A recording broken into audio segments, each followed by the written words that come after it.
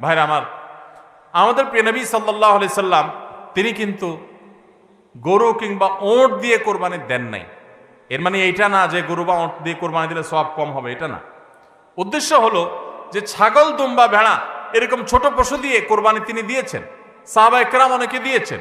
এখনকার মিডল ইস্টের মানুষ শতকরা বোধ হয় 90-95 জন মানুষ হবে বা আরো বেশি সংখ্যক মানুষ হবে, প্রায় সবাই তারা কিন্তু ছাগল, দুম্বা বা ভেড়া এই ছোট পশু দিয়ে কোরবানি দেয়।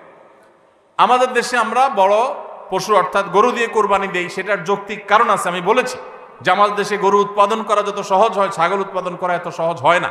নানা কারণে গরুর, ছাগলের চাইতে গরুর উৎপাদন বেশি হয়, সেই হিসাবে আমরা করি, ঠিক আছে। কিন্তু যদি উদ্দেশ্য হয় বড় পশু কোরবানি করে আমি বড় কোরবানি দাতা জাহির করব নিজেকে, তাহলে এর মাধ্যমে সওয়াব হওয়া তো দূরের কথা, মানুষ দেখানো ইবাদত করার কারণে শিরকে